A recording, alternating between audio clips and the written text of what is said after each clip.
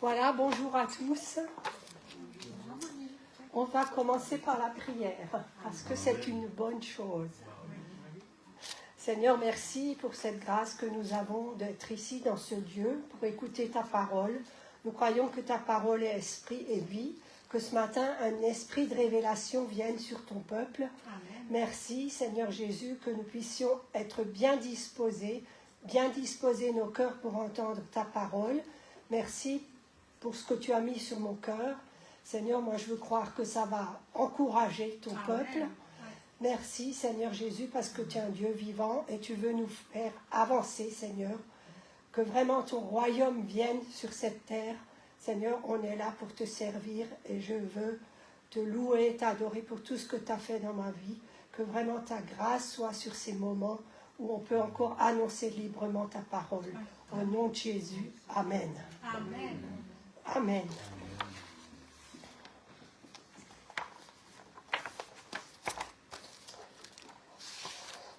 Alors, le thème aujourd'hui, c'est mettre la main à la charrue. Donc, on va prendre Luc 9, le verset 57 à 62.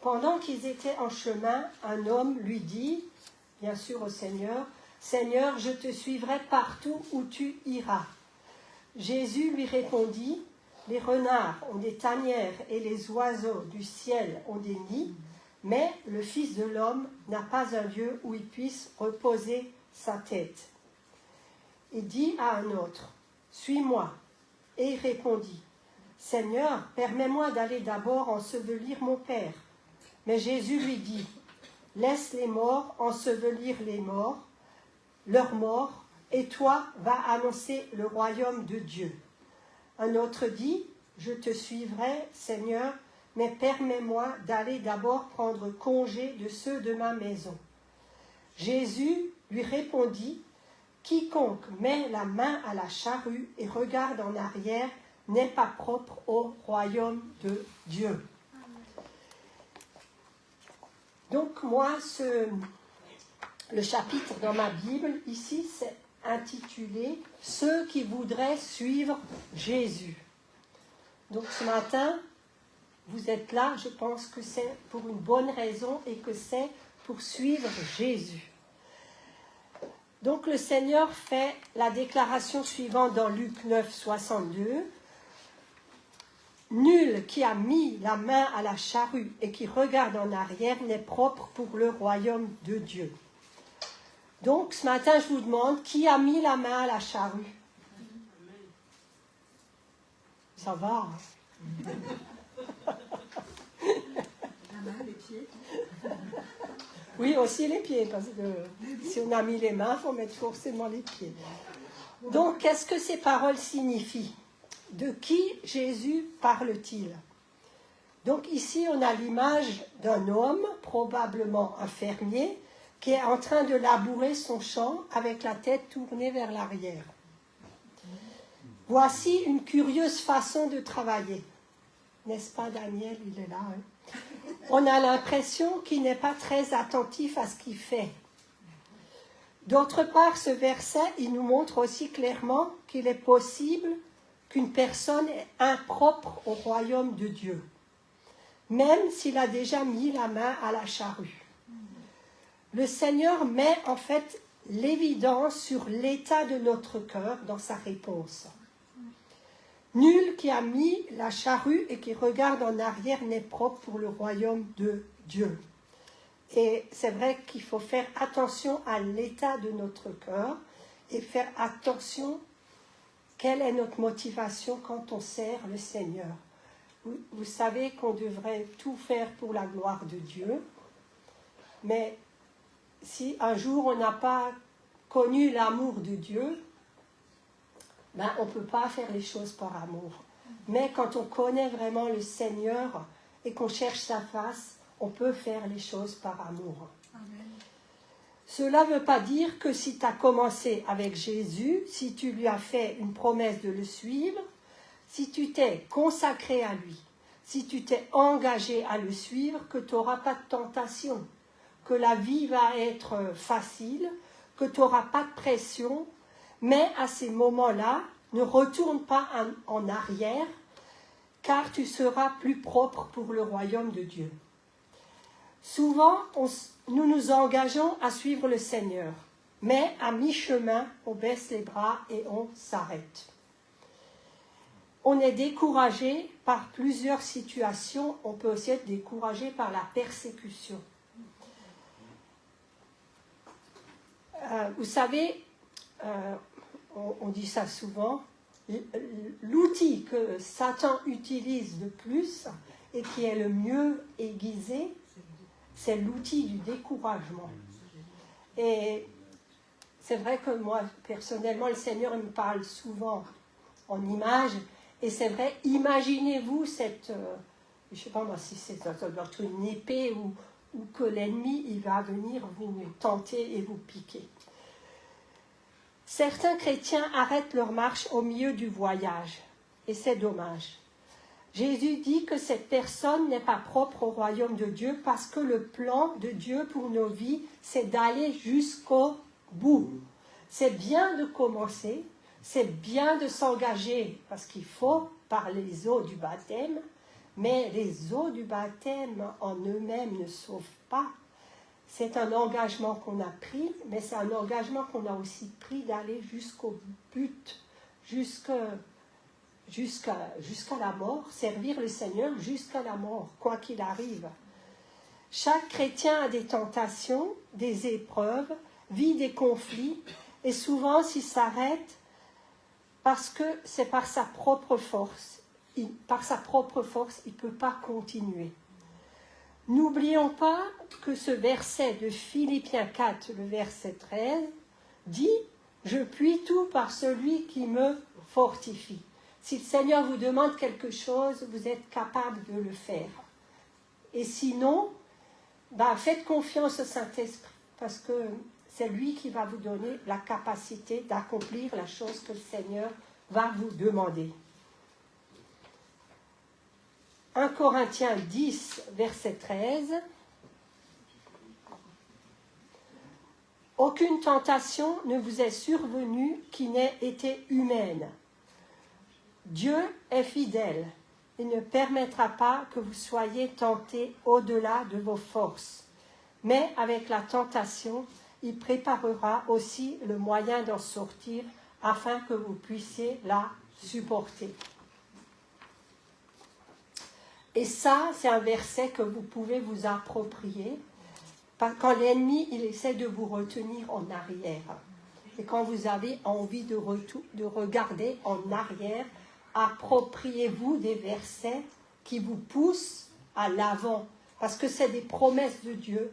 Et je crois que vraiment, si on rumine les promesses de Dieu, si je peux dire comme ça, parce que méditer les promesses de Dieu, ça nous fait toujours aller de l'avant. Matthieu 26, verset 41. Restez vigilants et priez pour ne pas céder à la tentation.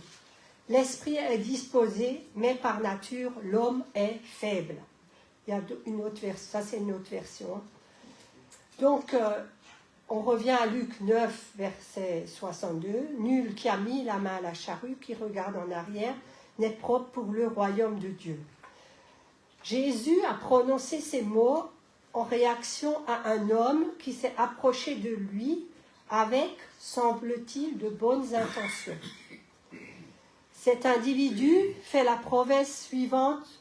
« Seigneur » donc c'est Luc 9, verset 61, « Je te suivrai, Seigneur, mais permets-moi de prendre premièrement congé de ceux qui sont dans ma maison. » Est-ce que souvent on n'a pas des excuses est-ce qu'on n'a pas souvent des excuses, peut-être pas ça, prendre congé de ceux qui ont ma maison, mais des excuses, voilà, bon, je peux pas aller servir le Seigneur parce que je suis malade, par exemple. Mais même si vous êtes malade, vous pouvez servir le Seigneur. Vous pouvez servir en priant, vous pouvez servir en donnant un coup de fil à un frère ou une sœur qui a besoin d'encouragement. On peut le servir de 1001 façons. Je crois qu'il faut être fidèle dans les petites choses que Dieu nous demande. Et après, le Seigneur nous en donnera des plus grandes. Au verset 62, le Seigneur Jésus décrit celui qui est propre pour le royaume de Dieu par 2 caractéristiques. Premièrement, celui-ci a mis la main à la charrue. Donc ça, c'est un critère de base, parce que si vous n'avez pas mis la main à la charrue, ben, vous ne pouvez pas servir le Seigneur. Et aussi, la deuxième caractéristique, c'est celui qui ne regarde pas en arrière. Le premier point à remarquer de ce verset, c'est que cela concerne chacun de nous. Parce qu'il y a marqué quiconque. Et quiconque, ça veut dire qui que ce soit, toute personne, chacun de nous. Vous pouvez aussi y ajouter votre prénom. Donc, tout individu qui met sa main à la charrue, qu'il soit un pasteur, un missionnaire, un enseignant de l'école du dimanche, et je dirais tout simplement un disciple de Christ, s'il met sa main et regarde en arrière, celui-ci n'est pas propre pour le royaume de Dieu.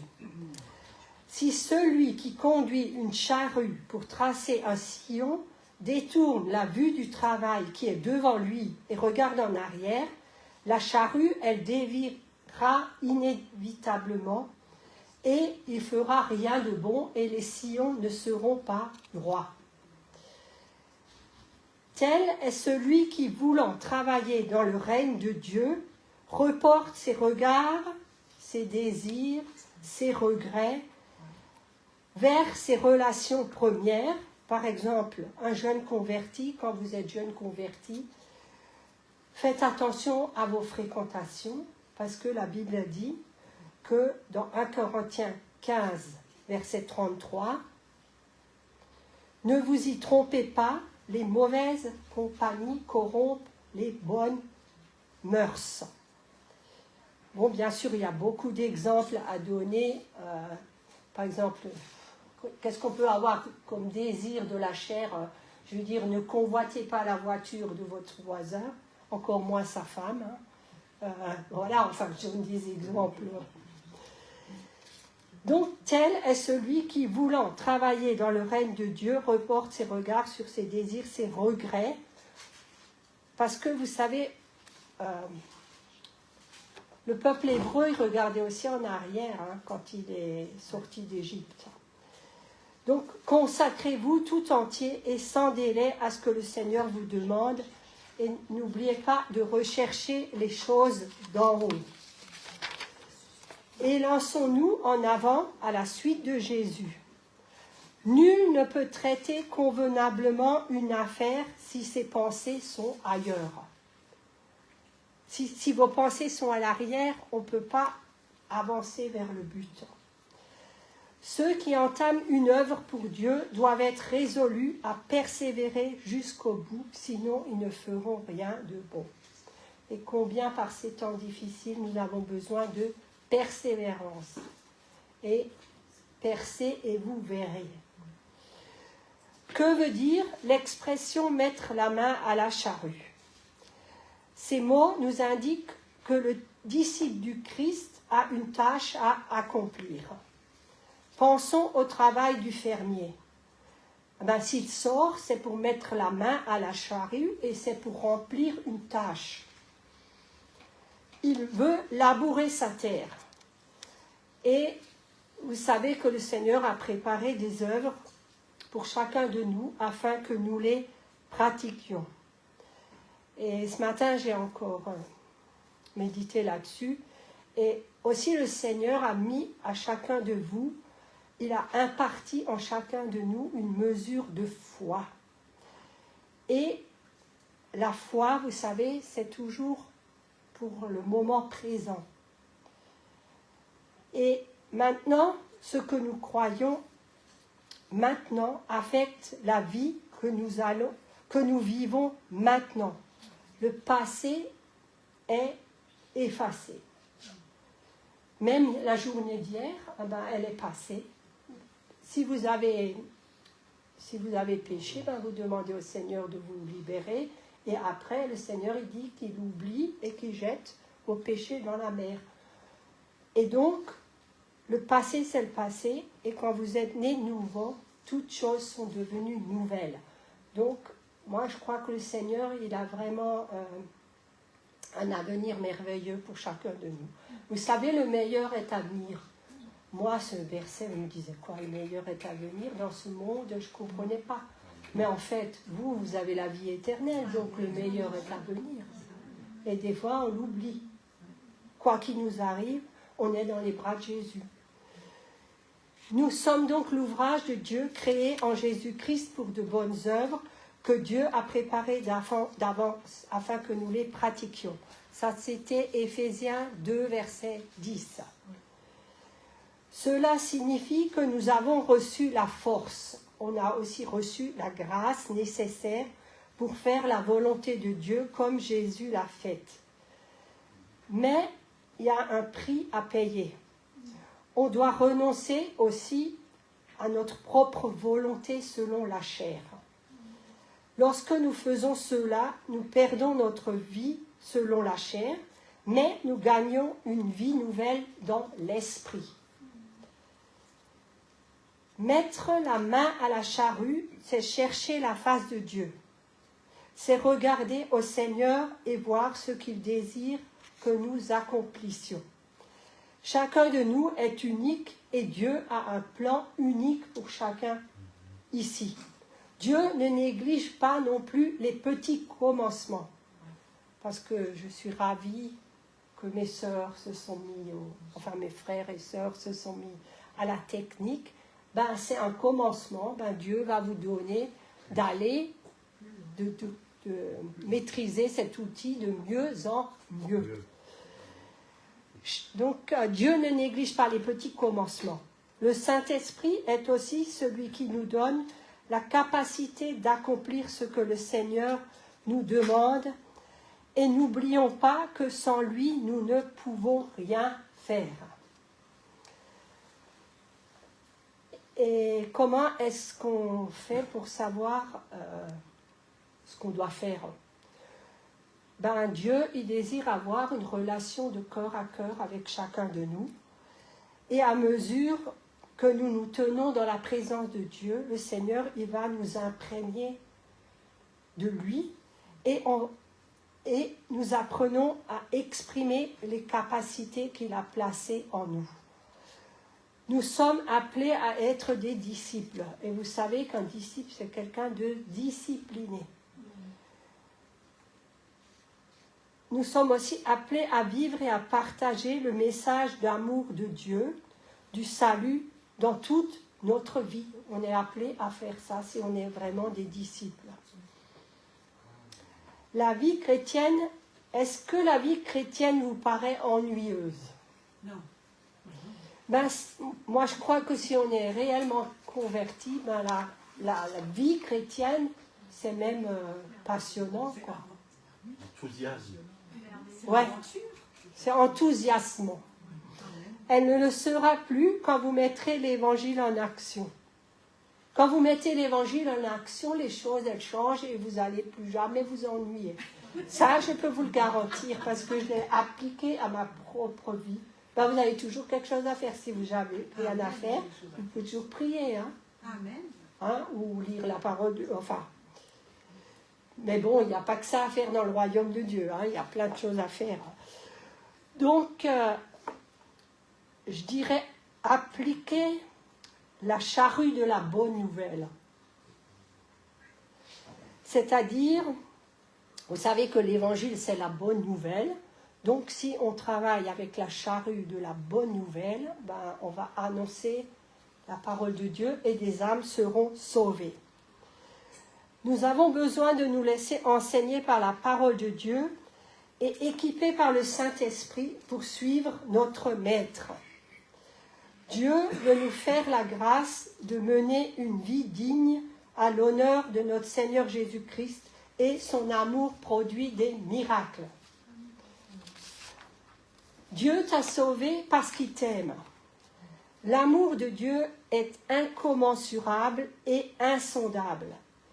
Dieu ne t'aime pas non plus pour ce que tu fais, parce que Dieu, il t'aime, et même si tu te trompes, est-ce que vous n'aimez plus vos enfants s'ils font une bêtise? Ben non. Ah ben Dieu ne t'aime pas pour ce que tu fais, il t'aime parce qu'il est amour. Sa nature, c'est l'amour. C'est pourquoi il désire que tu sois avec lui. Il t'a donc racheté à un grand prix, celui du sang de son Fils Jésus, car vous avez été rachetés à un grand prix. Donc 1 Corinthiens 6, verset 20. Glorifiez donc Dieu dans votre corps et dans votre esprit qui appartiennent à Dieu. L'apôtre Paul rappelait aux chrétiens ce pourquoi ils ont été sauvés. Ils ont été sauvés pour accomplir de bonnes œuvres. Il nous faut noter que nous ne sommes pas sauvés à cause de nos bonnes œuvres, mais plutôt pour accomplir de bonnes œuvres. Vous voulez que je répète? Il faut noter que nous ne sommes pas sauvés à cause de nos bonnes œuvres, mais plutôt pour accomplir de bonnes œuvres. Éphésiens 2, verset 10. Car nous sommes son ouvrage, ayant été créés en Jésus-Christ pour de bonnes œuvres que Dieu a préparées d'avance, afin que nous les pratiquions. Je sais que je l'ai déjà dit, mais comme les petits-enfants, il faut des fois leur dire 2 fois. Alors, ce verset nous révèle 2 vérités importantes. La première est que nous sommes le fruit de l'œuvre de Dieu. C'est lui qui nous a façonnés. Il est notre potier. Ensuite, donc, nous avons été créés pour accomplir de bonnes œuvres, des œuvres qui sont déjà inscrites dans son agenda à Dieu pour nous. Et est-ce que c'est un privilège pour vous d'appartenir à Jésus, de le servir et de regarder à l'avant? Donc, quelles sont ces bonnes œuvres? Les bonnes œuvres se réfèrent au plan parfait que Dieu a pour chacun de ses enfants. En te créant, Dieu a pensé à un ensemble de choses que tu dois faire et qui rentrent dans le plan spécifique qu'il a pour toi, ce qu'on peut appeler les bonnes œuvres. Dieu a un plan spécifique pour chacun de nous. Donc, on voit dans la parole de Dieu comment il a appelé Moïse. Il a appelé Moïse pour être le libérateur du peuple d'Israël.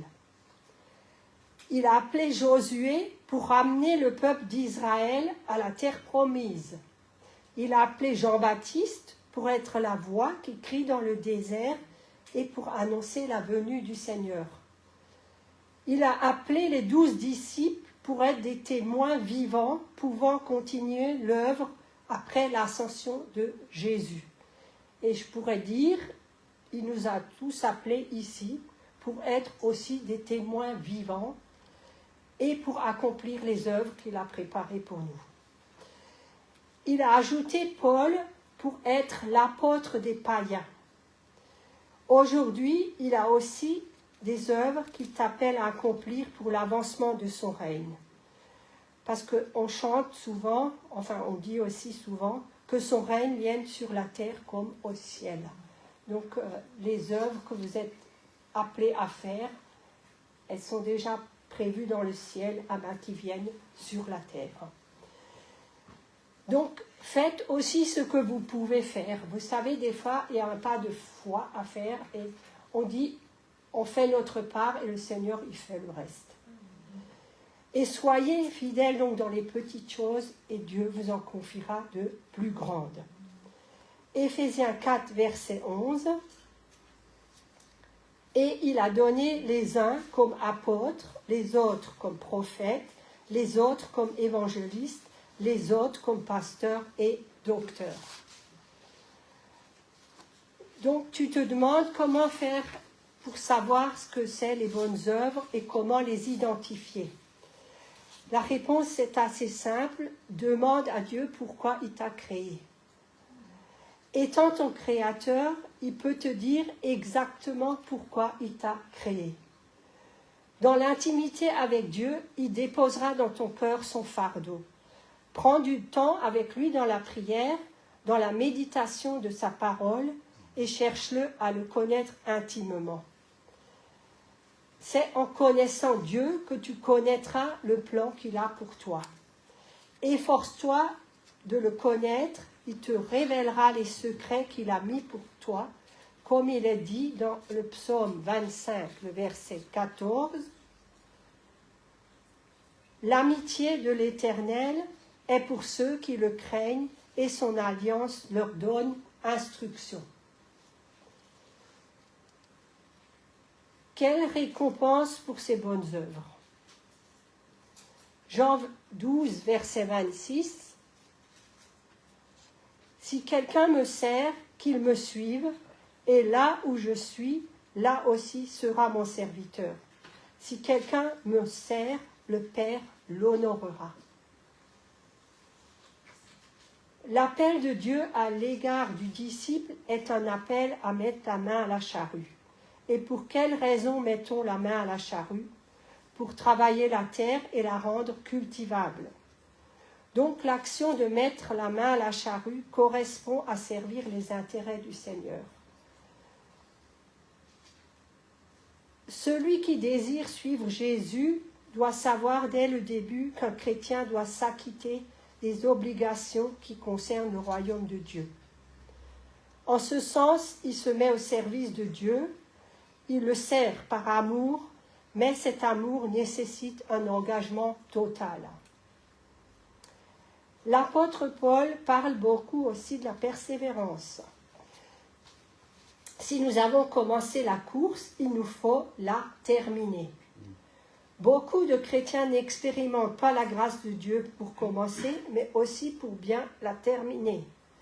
Nous avons besoin de puiser dans la grâce inépuisable de Dieu. L'apôtre Paul dit aussi que l'œuvre que le Seigneur a commencée en nous, il va la terminer. Philippiens 1, verset 6. Donc, restons dans la paix et la confiance et persévérons. Ce n'est pas le temps de relâcher, c'est le temps de continuer et on n'est pas encore arrivé au ciel. Donc, il ne s'agit pas nécessairement de devenir un pasteur ou un missionnaire, ni d'exercer tout autre ministère à plein temps. Un simple, je veux dire, on peut être un simple chrétien sans devenir un ministère, on peut servir. Vous savez, tout le monde ne peut pas être pasteur, tout le monde ne peut pas être sur l'estrade parce qu'il n'y aurait personne là sur les chaises. Et donc, il y a tellement de choses à faire dans l'œuvre de Dieu. Donc, peu importe notre situation personnelle comme croyants, que nous soyons jeunes ou vieux spirituellement, Jésus nous demande de nous affairer aux tâches qu'il nous a confiées. Et aussi, un croyant sincère ne vit pas dans l'oisiveté. Il sait que le fait d'appartenir à une église ne fait pas automatiquement de lui un chrétien selon la définition de Jésus. On n'est pas chrétien que le dimanche. On est chrétien tous les jours de sa vie. Je sais que ça fait sourire, mais c'est vrai. C'est pas, vous savez, moi je connais des gens qui sont venus ici et qui ont donné leur vie à Jésus, mais leur vie, elle n'est pas ce qu'elle devrait être, quoi. Ils n'ont pas compris certaines choses. Et donc c'est en mettant la main à la charrue qu'il démontre son association avec Christ, le disciple. Il a une vie dynamique et ses activités sont centrées sur Dieu. Donc quiconque prend la décision de suivre Jésus accepte du même coup de consacrer totalement sa vie à Dieu, labourant sa terre.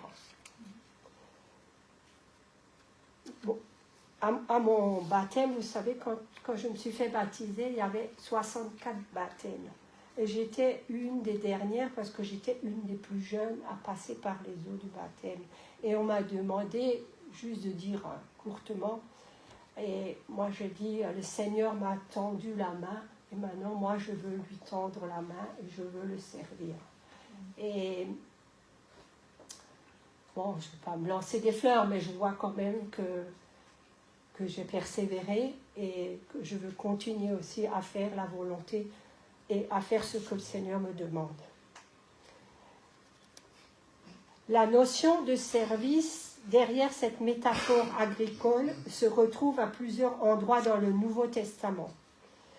Par exemple, en Luc 17, verset 7, le chrétien est représenté par un serviteur occupé à labourer. Qui de vous, ayant un serviteur qui laboure ou paie les troupeaux, lui dira, quand il revient des champs, « Approche vite et mets-toi à table ». Ah ben non, il ne dira pas, il ne devra pas se mettre tout de suite à table. Il faut d'abord qu'il prépare le repas, le serviteur. Le premier devoir du serviteur est d'obéir aux directives de son maître. 1 Corinthiens 3, verset 6, Paul dit, « J'ai planté, Apollos a arrosé, mais Dieu a fait croître. » Par ces mots, Paul compare l'établissement d'une église à l'ensemencement d'un champ et à son arrosage. Chaque croyant est alors vu comme un serviteur exploitant la terre que Dieu lui a assignée. C'est l'interprétation qu'on doit donner à l'expression « mettre la main à la charrue ». L'action de mettre la main à la charrue comporte ses exigences, tout comme c'est le cas lorsqu'on devient chrétien. Tout d'abord, il nous faut une certaine compétence. Nous devons apprendre à manipuler la charrue correctement et diriger, bien sûr s'il y a des animaux, les animaux dans la bonne direction. Il est évident que le champ ne pourra pas être labouré si nous ne savons pas comment nous servir de la charrue. Et ça devait être bien difficile parce que moi, la charrue que j'ai, l'image de la charrue que j'ai, c'est parce que mon grand-père était viticulteur et ils avaient aussi de la terre, ils avaient aussi un cheval. Et je vois encore très bien cette charrue, comment elle était faite, avec ce seau qu'on enfonce dans la terre. Et je vois encore, je ne sais pas si vraiment j'ai vu mon grand-père labourer, mais je sais que ce n'était pas facile. De la même façon, le chrétien il doit apprendre à être utile à Dieu. La première chose qu'il doit faire est de se tourner vers sa parole, d'étudier les Écritures afin de savoir ce que Dieu attend de lui. En prenant connaissance de ses commandements, il sera en mesure d'apporter une valable contribution à son royaume. Donc à cette époque-là, c'est même pas tellement loin, je dirais, les charrues étaient tirées par des animaux, surtout par des bœufs. Et donc la Bible parle aussi dans 1 Roi 19, le verset 19, que Élisée labourait avec une charrue tirée par 12 paires de bœufs. Donc 12 paires, ça fait 24 bœufs. Imaginez toute la force que pouvait fournir un attelage composé de 24 bœufs. Sa charrue, elle devait être énorme. S'il avait besoin de toutes ces bêtes pour la tirer. Voyez-vous, le fermier n'a pas la force pour déplacer un outil aussi massif. C'est le travail des animaux. Donc, sa tâche se limite uniquement à guider la charrue. Il en est de même pour le chrétien qui consacre son énergie à l'œuvre du Seigneur. Il ne fait rien de ses propres forces. C'est Dieu qui lui donne la puissance nécessaire. C'est Dieu qui fait croître, pour utiliser l'expression de Paul dans sa lettre aux Corinthiens. Notre responsabilité consiste à conduire diligemment la charrue dans la bonne direction. Luc 9, versets 23 et 24. Si quelqu'un veut venir après moi, qu'il se renonce à soi-même et qu'il prenne sa croix chaque jour et me suive. Car quiconque voudra sauver sa vie la perdra, et quiconque perdra sa vie pour l'amour de moi, celui-là la sauvera. On a vu jusqu'à présent ce que ça signifie l'action de mettre la main à la charrue. Ben, ça signifie prendre sa croix. C'est renoncer à soi-même.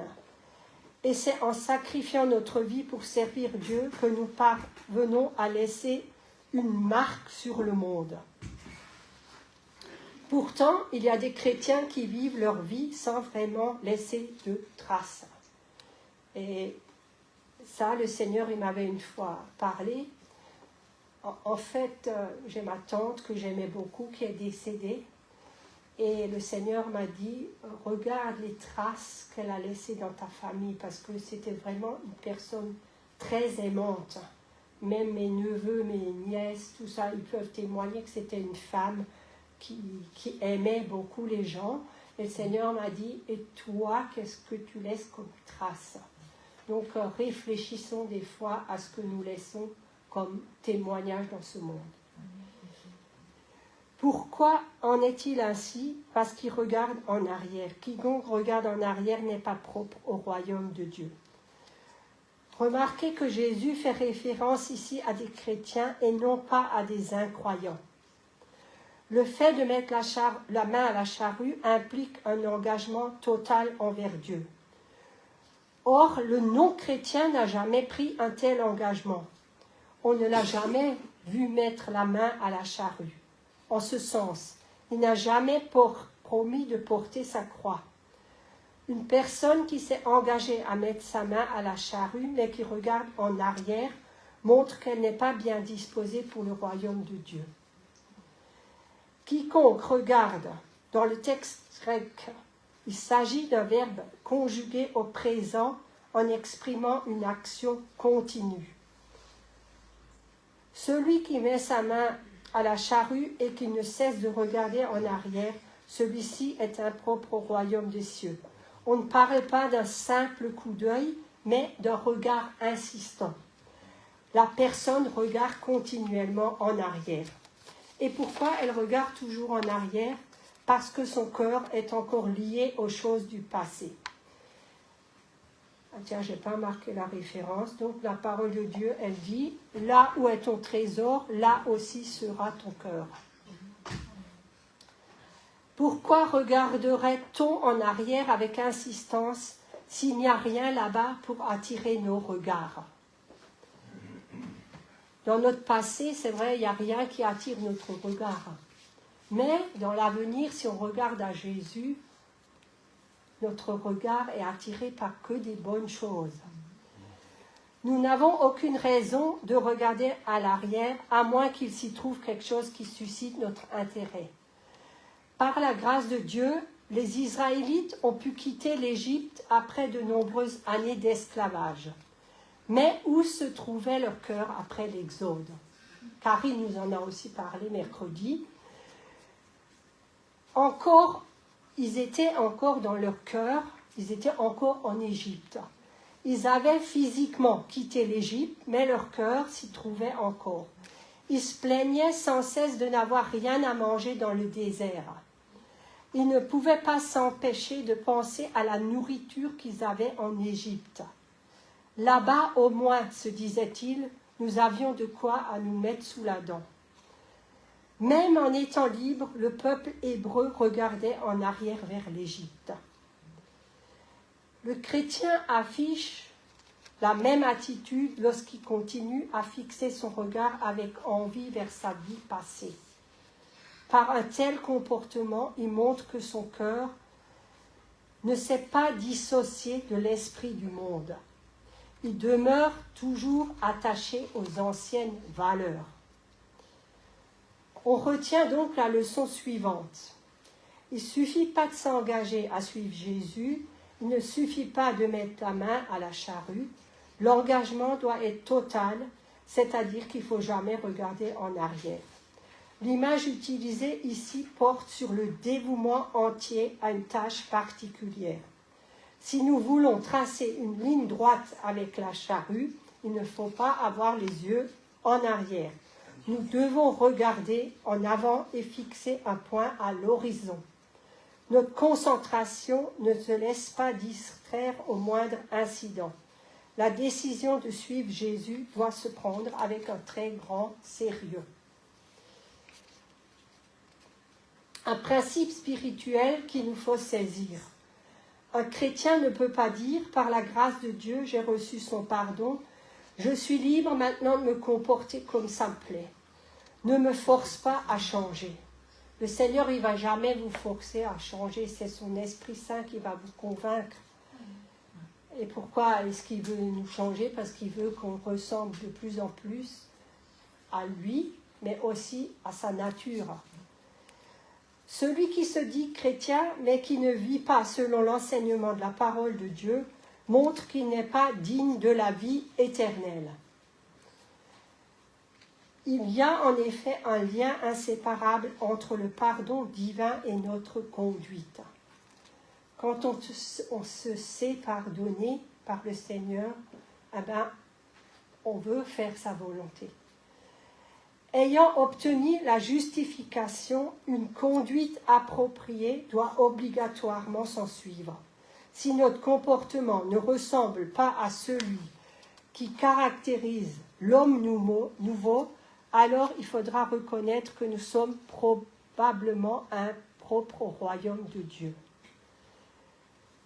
Qui donc est propre au royaume de Dieu? Le disciple qui s'est totalement consacré à Dieu.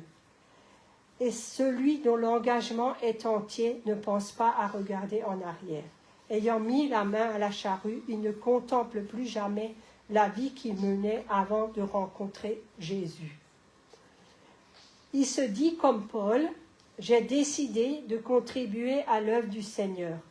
Les yeux fixés sur Jésus, je m'élance maintenant vers le prix de la course que Dieu nous appelle à recevoir. Peu importe les difficultés rencontrées, il n'est pas question pour moi de regarder en arrière. Le Seigneur Jésus s'attend à trouver un tel niveau d'engagement chez tout disciple qui promet de le suivre. » Le chrétien, à l'image de l'apôtre Paul, est au contraire invité à oublier les choses qui sont derrière et à tendre avec effort vers celles qui sont devant, afin de courir droit au but. Et droit au but, c'est Christ. Philippiens 3, verset 14. Dans Chroniques 16, verset 9, il est écrit que les yeux de Dieu parcourent continuellement la terre pour fortifier les personnes dont le cœur est pleinement engagé envers lui. Dieu peut scruter nos cœurs, examiner nos motivations et savoir tout ce qu'il faut à notre propos. Psaume 139, le verset 1. Dieu sait si une personne sera fidèle. Dieu voit ce que les gens ne peuvent pas voir. C'est vrai que le Seigneur, il voit tout. Et même si vous vous cachez sous la table, je disais ça, mais parce que j'étais déjà consciente quand j'étais petite que Dieu, il voit tout. Et je disais même, tu peux te cacher sous la table, Dieu te voit, mes frères. Quand on est né nouveau et que nous marchons par l'Esprit, nous allons avancer, expérimenter des bénédictions et des miracles. Est-ce que vous êtes d'accord avec ça? Oui. Donc, faisons ce que nous pouvons, même si le monde ne reconnaît pas l'impact de notre action, qu'importe, Dieu, il voit. Tout car notre travail dans le Seigneur n'est pas inutile. C'est 1 Corinthiens 15, verset 5. Ainsi, mes frères bien-aimés, soyez fermes, inébranlables, travaillant de mieux en mieux à l'œuvre du Seigneur, sachant que votre travail ne sera pas vain dans le Seigneur. Et je vous encourage ce matin à faire confiance aussi au Saint-Esprit et à prendre courage et à vous fortifier dans sa parole. Aussi, j'ai reçu ça fortement, si vous parlez en langue si vous avez des difficultés. Parce que parler en langue, ça vous édifie. Et ça vous aide aussi à avancer et à regarder droit au but. Donc que les épreuves que nous traversons, croyons que nous allons voir la main du Seigneur sur ces épreuves. Et si on ne se relâche pas, nous aurons la victoire. Donc que la grâce de Dieu soit sur chacun de vous. Et je ne sais pas si je dois le faire, mais bon, on peut quand même le faire, parce que ce matin, j'ai vu quelque chose de... Voilà, j'ai vu un chant, et je voudrais vous demander quelque chose. Ceux qui sont d'accord de labourer, je veux dire, avec moi, de vous lever, et j'ai vu un champ, il y avait des laboureurs, ils étaient un à côté de l'autre, et je pense que ça représente, peut-être que je parle ici pour l'Église, mais que ça représente l'unité dans notre assemblée. Et j'aimerais vous demander que ceux qui veulent labourer le champ avec nous, ben que vous puissiez vous lever et qu'on puisse regarder à l'avant tous ensemble. Seigneur, je te bénis parce que tu es un Dieu vivant et ce matin, on est là devant toi, Seigneur, comme des laboureurs. Nous voulons mettre, Seigneur, les mains à la charrue et nous voulons labourer, Seigneur, avec la charrue de l'Évangile. Merci, Seigneur, parce que tu nous donnes la force, la capacité nécessaire par ton Saint-Esprit à avancer. Seigneur, nous voulons regarder et fixer nos regards vers toi et que nous puissions continuer à faire ton œuvre. Merci pour ta grâce qui repose sur chacun de nous. Seigneur, je te bénis parce que tu es un Dieu merveilleux. Seigneur, aide-nous aussi à prendre des victoires dans nos vies de tous les jours. Que vraiment ta paix et ta grâce soient sur chacun de nous. Au nom de Jésus, Amen. Amen. Amen. Merci beaucoup. Le cheval tire, mais suivons.